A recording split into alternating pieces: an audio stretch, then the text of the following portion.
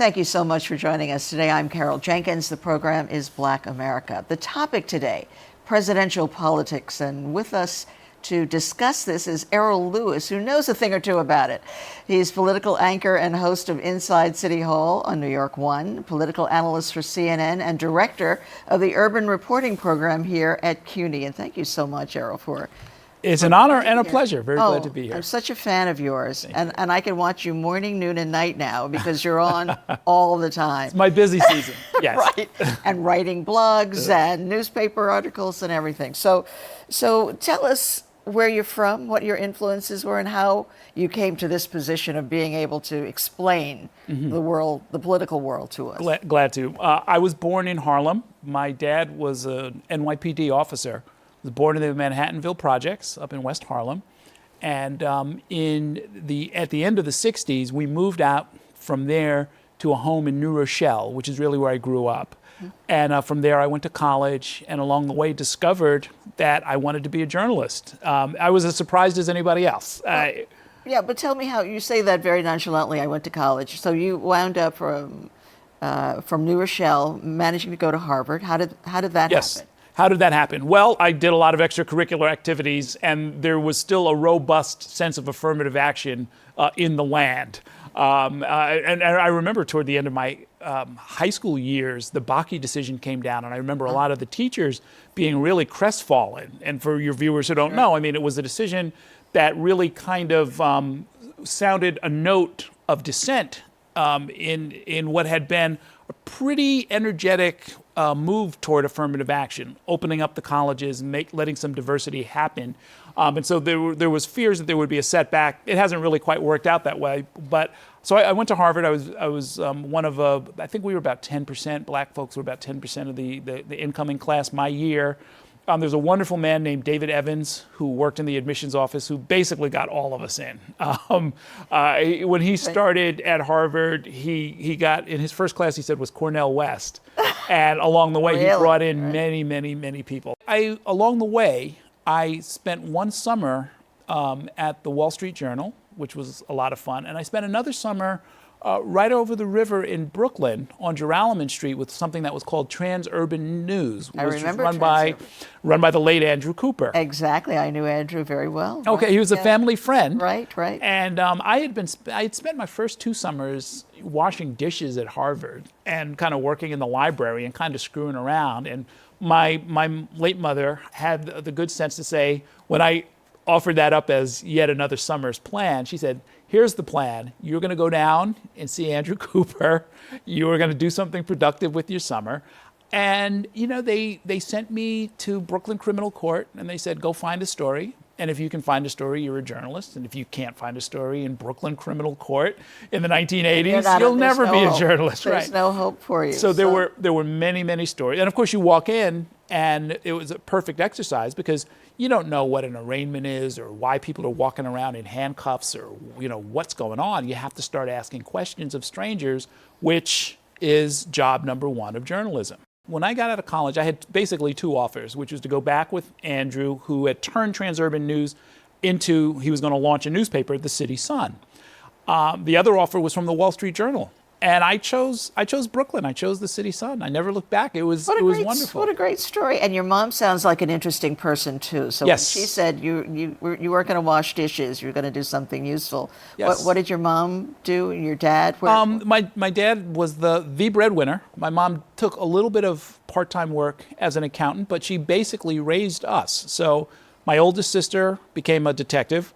My next sister went to Bryn Mawr. My next sister went to Rensselaer Polytechnic, studied chemistry. Right. I went to Harvard, and my younger brother, who's learning disabled, followed a different path. But she compared us to the flowers in the backyard. Yeah. She fertilized us, she watered us, she made sure we got sunlight, and that was her career. And I can tell you that knowing how hard that is, she did a great job. She did a wonderfully great job. So you have a police department in your family. You come at it from a different point of view, understanding both sides of many of these conflicts that have absorbed all of our attention. Absolutely. I am the son and brother and uncle and nephew of cops.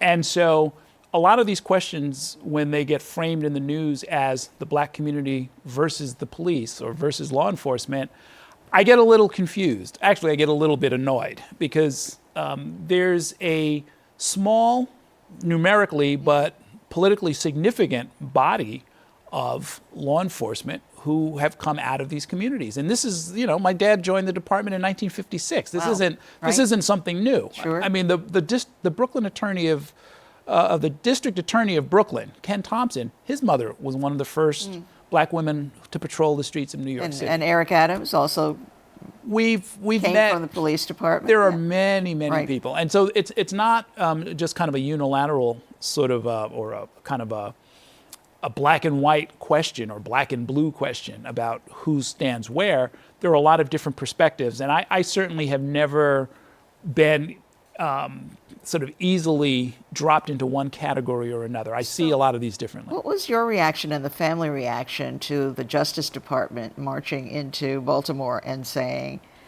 discrimination, sexism, you guys have got to change. It's been going on for a long time and it's disgraceful. Well, this is again one of the frustrations. There have been, for decades and decades, organizations like the Guardians, the Black police. Black Police. Right. When my father rose through the ranks, the National Organization of Black Law Enforcement Executives, NOBLE for short. Right. They have regional meetings, they have national meetings, they have police chiefs all over the place. You look at the police chiefs in Atlanta and so many other cities, and it's guys who started out as black cops and rose through the ranks. And so they have been complaining about this for years. And I know you remember some of the stories of black undercover detectives being mistaken for criminals sure. and shot, and in some cases gravely wounded or even killed Absolutely. while on the job. Not a surprise, and something that has been warned about for many years, that many of these departments need serious upgrade, need greater diversity, need more professional training, and need... Certainly, it would seem as it comes to handling women. I mean, there are so many. Shocking, absolutely shocking. I mean, and this is not a mystery how you deal with it, because there are departments that don't have these lawsuits, don't have these reports, don't have these consent decrees that order them to do what they should have been doing all along. So talk to us about, because every day, as I'm saying, we can see you every day, all day, you are analyzing right now. You're the hot property because the presidential campaign is so wacky. It's the most incredible thing I have ever seen. And I, covered many conventions going all the way back to, I mean, you wouldn't even know, you weren't even born when the presidents that I covered. Never have we seen anything like this. What brought us here? Well, look, it's history making in a lot of different senses. Hillary Clinton is the first woman to be a major party nominee. We know that that's history. But Donald Trump made history just by becoming the nominee. So consider this. A lot of people don't think about this. Every single, not just president, but nominee of a major party, with one exception, has either been elected to some office, Congress or Senate, governor, something like that, or served in a cabinet, that's Taft and that's Hoover, or been the commanding general who won a major war, and that's Grant, Eisenhower, Washington, Zachary Taylor, the Mexican-American War. And so Donald Trump doesn't fit any of those categories, and the only other person as a nominee that you could say that of was Wendell Willkie, who was a Republican businessman who ran against Roosevelt. And so Donald Trump is very unusual, and if he were to win, he'd be the first and only president not to have fallen into one of those public service categories in the past. He's never done public service. He's never ran for office. He never served in government. He never served in the military. We both covered him, in various stages of his career, so that we know that this personality, although I never knew, quite frankly, this divisive part of him, in the early days when I covered him, when he was a businessman building casinos and all of that. Well, there were some hints of it. I know, but it wasn't, but I guess the stage is so much larger now and frightening in a way. So tell me a little bit about why you think he feels that he can speak the way he does, and why his followers believe that they then can speak the way that he does. Sure. I mean, we've come to a new low in a way in terms of bullying, I would think. I put it in that classification. Well, there's an ugly tone to the campaign. There has been right from the beginning. Donald Trump is trying to do something that hasn't been done before. He is trying to squeeze the last piece of juice or electoral possibility out of a subset of the electorate that has either been ignored or shunned in a lot of cases. And in any case, doesn't make up as large a percentage of the electorate as it used to. And so what we're talking about here are, for lack of a better word, and this is how the demographers talk about it, the political strategists talk about it, non-college white men, meaning white men without a college degree. Well, and didn't he put it, I love the less educated. The less educated. Yes, right? yes. One He of said his that as a early taunt, right? And look, the reality is that segment of the electorate used to be much bigger as a percentage of the vote. And so if you were George Wallace in 1968, you could throw them red meat, you could sort of be a demagogue, and you could win several states. No real shot at actually becoming president, but he was a political force to be reckoned with. The reality is the white vote is shrinking as a percentage of the overall vote. That's been true for a while. The percentage of Asians, Latinos, blacks has really sort of increased, and the percentage of college-educated voters has also increased. And so Trump is now kind of fighting against the tide of history, and he is gambling, from my point of view, analytically, he's gambling on trying to go to this subset to really push their numbers as far as you can push them to get, unheard of turnout from them, and see if he can squeak out an election in what will be an otherwise very bleak scenario for Republicans going forward. Right. Yeah. I mean, it seems to be that most people say that there are just not enough of them, and college-educated women are, at this point, as we tape this show in August, are abandoning him as well. And the black vote, some are saying generously, the polling, that he has 1%. As of this tape. Overstated. Overstated sure. of the black vote. Hillary Clinton Yes. has 89%. It was something that he said earlier. This comes up in his campaign. This is will always be one of his famous quotes. Let's take a look at this. We had a case where we had an African-American guy who was a fan of mine. Great fan. Great guy. In fact, I want to find out what's going on with him. You know what look at my African-American over here. Look at him. Are you the greatest? Do you know what I'm talking about? Okay. So we have an African-American guy at one of the rallies a month ago. And he's sitting there behaving. And we had protesters inside the arena. And they were dressed in a Ku Klux Klan outfit, okay? And they're running around dressed as Ku Klux Klan. And the place is booing them, booing them. This African-American gets up and, man, he slugged these guys. He slugged them.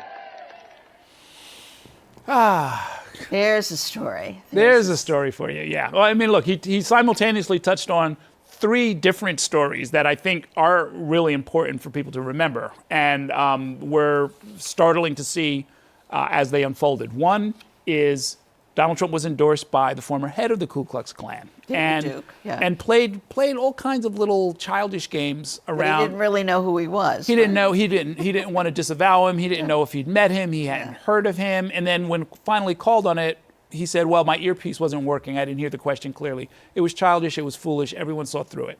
That's one dynamic. The other dynamic is that there has been violence at his rallies. There had been violence at his rallies. It has sort of tapered off, and hopefully we won't see a reappearance of it. But much of it involved black protesters being beaten. And they were getting in, the people doing the beating were getting encouragement from the podium from Donald Trump. Now, he offered this, what you just played, as sort of a counterexample of him urging black protesters to beat up people. I don't know what he was trying to get at, but it's been something that I haven't seen. I've covered a few of these myself, and I've certainly never seen violence break out and had the speaker at the podium say, go to it, I'll pay your legal bills. Sure. Sure.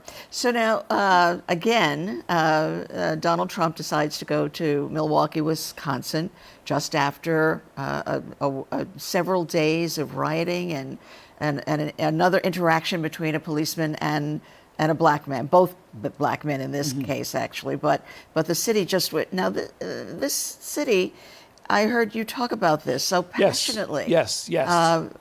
of the problems that exist there. He went there, but he didn't go to the black community. We're going to play a clip in a bit, but talk to us some about. Well, yeah, Milwaukee is a tragedy. Milwaukee is and has been a great source of frustration for people who are concerned about racial segregation. It comes in year after year for over a decade as the most racially segregated city in the country.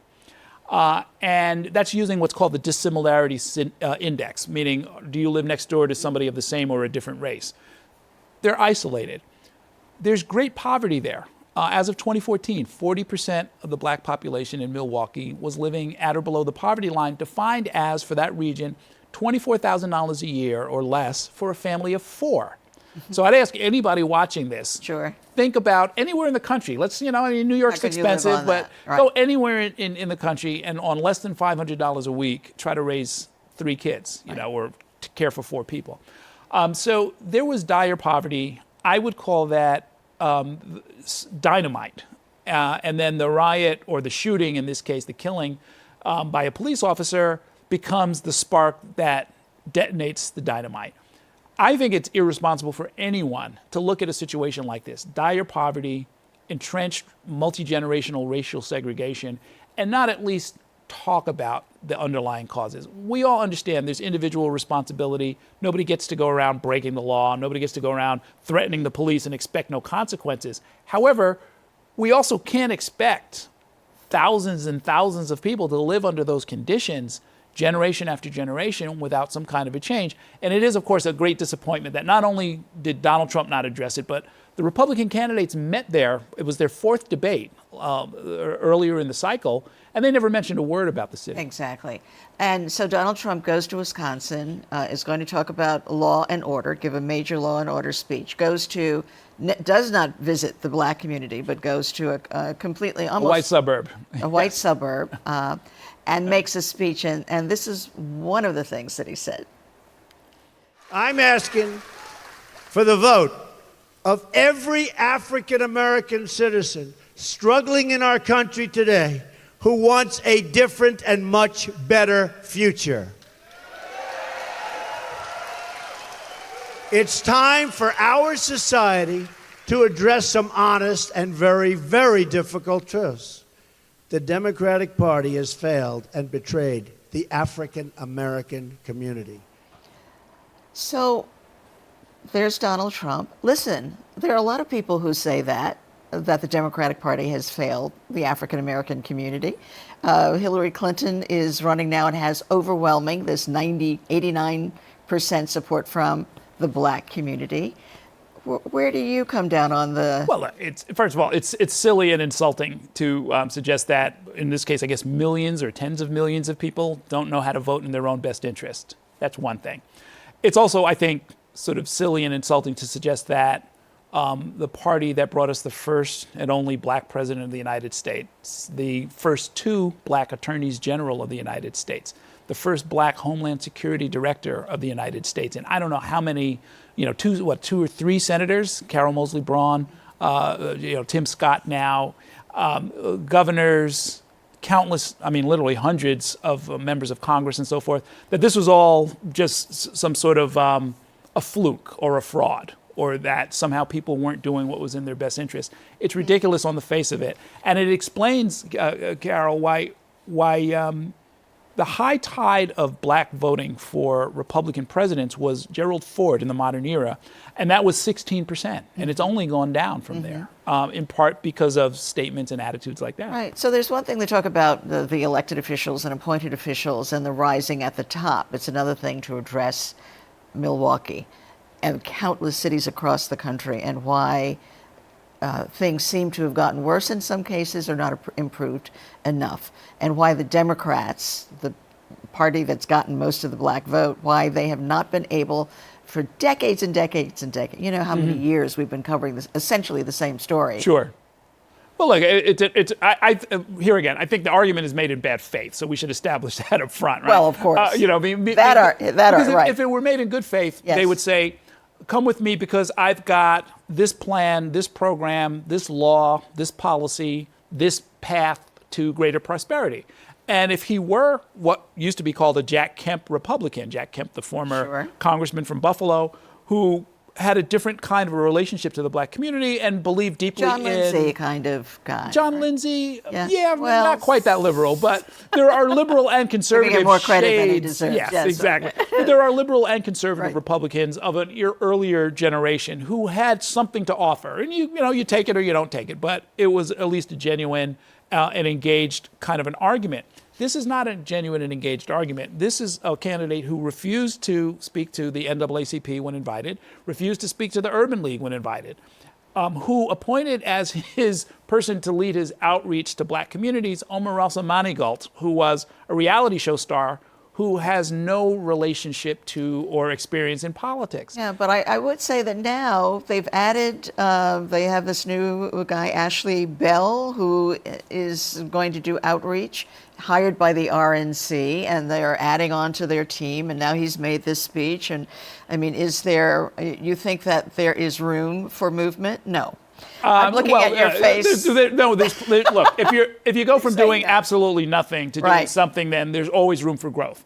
It is not really, I mean, we're in the closing weeks of a campaign, so this won't be the time, I think, that they turn everything around. There is an argument to be made. I know a lot of black Republicans. I think I met almost all of them when I was at the Republican convention this summer. There were 18? And Is that yeah, that delegates? was the number of Okay. delegates. Right. I feel for them, and frankly, look, in all honesty, it would be better for the black community if there was an actual contest of ideas Right. and contest for their vote. Yeah, And let's talk a little it bit doesn't about happen. let's talk a little bit about Hillary, because at the convention, this really dramatic moment when the mothers of the movement came out, Yes. talking about Hillary Clinton. We're going to listen to Sandra Bland's mother, and then come back and talk about it. Okay. I watched as my daughter, Sandra Bland, was lowered into the ground in a coffin. She was my fourth of 5 daughters, and she was gone. No, not on administrative leave, but on permanent leave from this earth. Found hanging in a jail cell after an unlawful traffic stop and an unlawful arrest. 6 other women have died in custody that same month. Kendra Chapman, Alexis McGovern, Sarah Lee Circlebear, Raynette Turner, Ralkina Jones, and Joyce Cornell. So many of our children are gone, but they are not forgotten. I am here with Hillary Clinton tonight because she is a leader and a mother who will say our children's names. So extremely powerful, and Hillary Clinton has seemed to do that work early and long and deep. Is this a moment? What was your reaction when you heard this? It was a powerful moment during the convention, for sure. I was thinking, among other things, I actually have interviewed 3 or 4 of the women who were up there, the mothers of Trayvon Martin and Eric Jordan Garner, Davis, yeah. and Michael Brown. Right. And it was a powerful moment, and I think it points to one of the differences between the 2 conventions and the 2 parties and the 2 candidates, because at the Republican convention there was a very different tone and feel, and they found a black police chief, I believe he was from San Diego, to get up and denounce the Black Lives Matter movement, which is, again, more of the bad faith, I think, that has led to the party's problems with attracting black voters.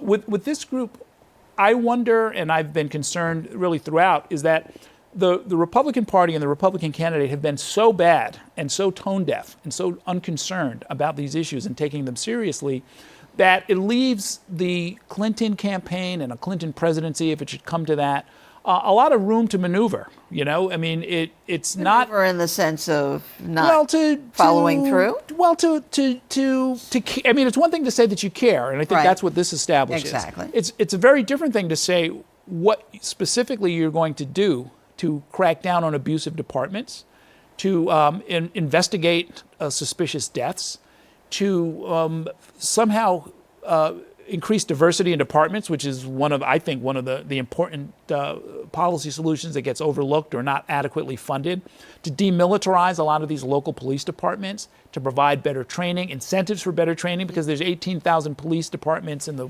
federal government doesn't control them. It's a complex question. She hasn't offered complex answers. What she has said, which is what you should do as a politician, I'm with you. I want to hear your stories. I will give you voice at the convention. I will care. And that's a first step, but it's only a first step. Okay, well, I wish we had so much more time to talk with you. Please come back. But I do want to ask you, and please incorporate what you think Black voters should keep in mind, but where does the strength, the power of Black America lie in your mind? In my mind, it's faith and family. That's first and foremost. And everything else kind of builds from there. You have to, and by faith, I don't just mean faith in God, although that is important, but faith in each other, faith that a better future is possible, faith in your community and its ability to collectively solve any problem that comes our way. That's been the history. That's going to be the future. People have to remember that. And then family, like you've got to, whether however you define your family, in the modern era, you can define it any which way you want. But that's the unit that you've got to really work on, because that's the one you can't really disperse. You can't get rid of these folks. And a word or two about the Black voter? Well, the Black voter is performing in a way that neither you nor I have ever seen in our lifetimes. And this election is going to be a key to see if the high levels that were reached during the Obama presidency will continue. Well, Errol Louis, thank you so much for being with us today. Thank you. We'll have to have you back as we progress along in this election cycle. Anytime. Thank you very, very much. And thank you all out there for watching us as well. We will see you the next time.